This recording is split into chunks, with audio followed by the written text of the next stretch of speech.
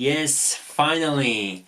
Welcome to my channel. It's my first video and finally I'm here. I've been preparing for that moment for such a long time. Without further ado, let's just jump right into the subject of this video, and today we're going to talk about astrological weather for June 2021. Let's go!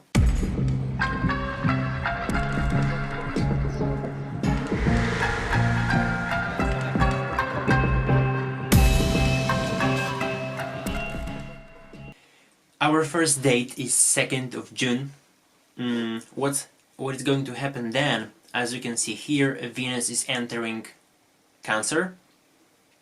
And what is Venus in Cancer? Venus in Cancer is nurturing, cautious, fertile, self-protecting or protecting component is also there. It is familiar with terms such as affection and devotion. And we're going to experience that to bigger extent during that time. Venus will be receiving also a trine from Jupiter, as you can see here. So it's a very nice, benevolent, good aspect from good planet in good dignity, because Jupiter is currently in Pisces and will be still in Pisces at that time, and it will be still in direct movement. So it's going to be a nice time when it comes to Venusian qualities. And if you want to check exactly where it falls in your life, where it happens in your horoscope, which area of your life is it touching, someone happened here, please check in which house this aspect, in which house basically is Cancer in your horoscope, and which house Venus is entering. Alright? If you want to, by the way, if you want to find a good source of charts and if you want to check your chart for free, please visit this website. You can see here in the corner of the chart, astroseek.com. It's a very good, well-made website. Also, I know the owner and I can recommend that to you. Alright, let's jump into 5th of June. This is the chart for that date. Mars in opposition with Pluto. As you can see here, Mars in Cancer, Pluto in Capricorn. What's going on there then? Intense urge, need, even an impulse to achieve your highest dream, your highest desire, to achieve victory, something you're striving for, right? And it may be impulsive, it may be not well prepared, it may be spontaneous, but yeah, but what is the outcome, right? So whether it's going to be pointless effort or competition or fruitful and constructive undertaking, it depends obviously on your chart, on yourself basically, on how you act, right? Nevertheless, I'd like to point out, and I have to point out, that Mars will be in Cancer, and Cancer is the sign of Mars's debilitation, which means that for Mars it's the hardest to express its positive qualities in Cancer out of all 12 zodiac signs, right? So please don't rely that much on your impulses and spontaneous big ideas. Definitely it wouldn't be a good day for big investment or life-changing decisions.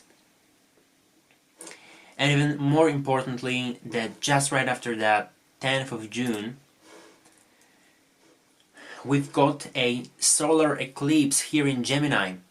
So basically, what is the solar eclipse? What is the eclipse? From the astrological point of view, eclipses take place on the nodes. So the nodes, known also as Rahu and Ketu, they are the axis on which eclipses take place. So obviously in this case we have also the conjunction between Sun, Moon and Rahu, the north node, but it's kinda loose. It's they're 10 degrees apart, so this eclipse could be much more intense, right? But on the other hand, we've got Mercury here, which is in its own sign in Gemini, and also retrograde. So this eclipse is going to be colored by mercurial qualities, definitely. how to check and how to understand how it's going to influence your life. Well, it's not possible for me to say something that is going to complement every single life of every single one of you, right? But what I can say in general about eclipses is that they bring new beginnings. Usually they limit your choices, usually to one choice and one direction, to one opportunity. So you may feel like you have no longer 10 apples in your bag, you've got just one, and you have to go with it, right? At the same time, they can show you consequences of your past actions, and they can frame yourself towards your next potential actions.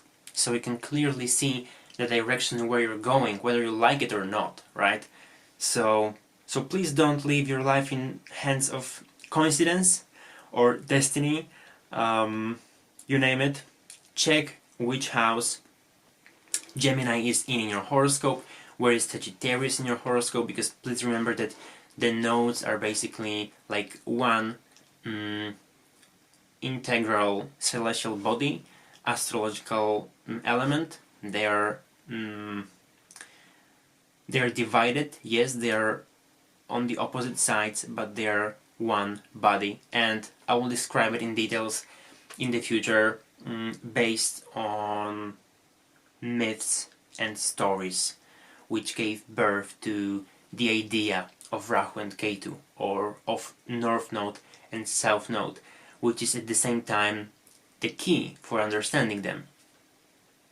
Okay, but anyway, please check where Sagittarius and Gemini fall in your horoscope, and also check whether you've got in your natal chart, in your birth chart, whether you have some planets here, whether you have some planets in Gemini, especially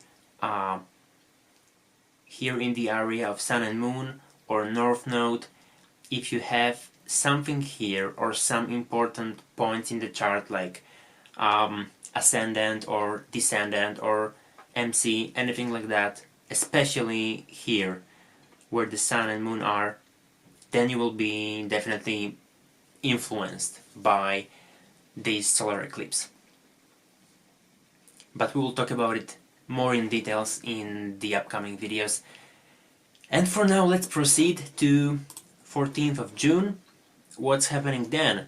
Saturn square Uranus, clash of the Titans, definitely one of the most important transits aspects of this year. They're in close orbit for the whole year, even more.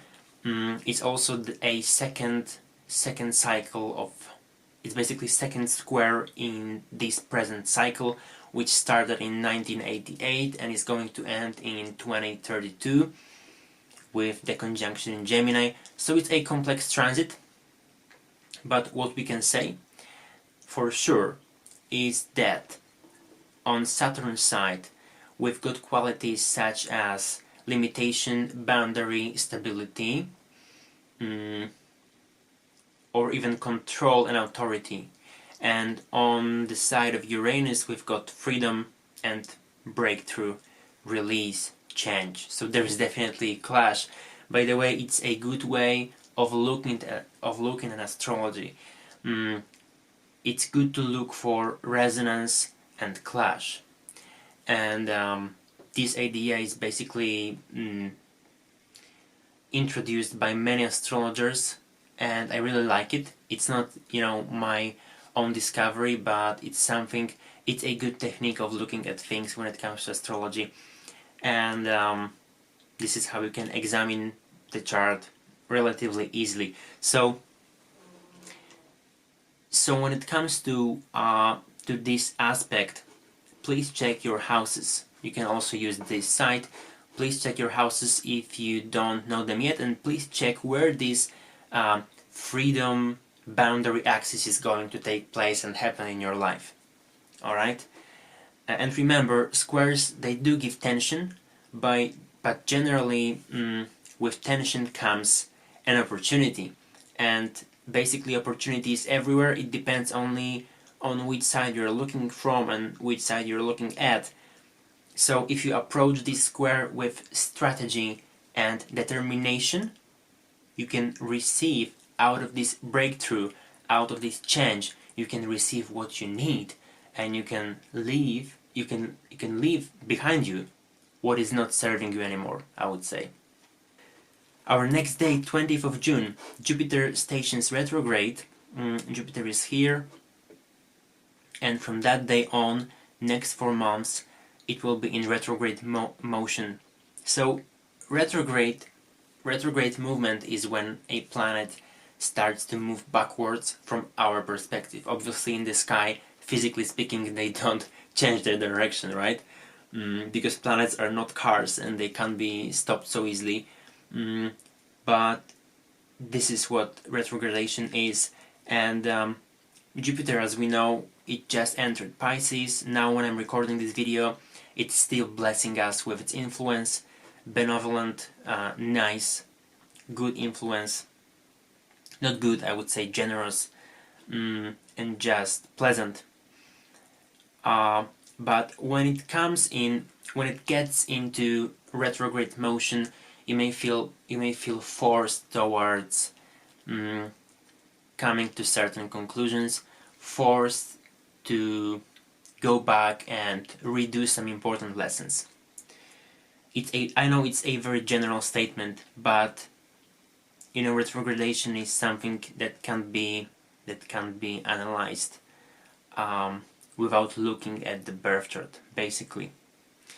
But another very practical thing, how you can think of this event and this movement is you can remind yourself what happened when Jupiter and Saturn met last time during the conjunction, and you can basically think about unfinished lessons from that time, unfinished things that you have to fix, that you have to close, things that need closure in your life regarding that time when last conjunction between these two planets occurred.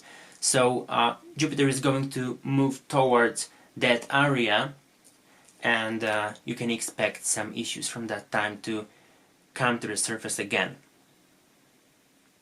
At the same time, Sun is going to Cancer, still under the benevolent and nice influence of Jupiter, so we are seeing here a nice water element trine, which is going to neutralize all the heavy stuff going on in the horoscope at that time. Next date is 24th of June, full moon in Capricorn. After all of that roller coaster stuff, this new moon seems like nothing, but believe me, it's going to be a good time, bringing in the grounding quality, healthy selfishness, proper self-care, right? And promoting all the things that need closure in your life, all the things that need to be done using some strategy. It's a good time for that. It's a Capricornian thing, right? So this is the full moon, and then 26th of June, our last date, Venus entering Leo. And this is how we are closing June 2021, and lots of interesting stuff are coming in July next month, but I will be posting and talking about this soon. Thanks for today, thanks for joining me. If you like me and my content, please hit the like button and consider subscribing to my channel. Thanks once again, and see you soon!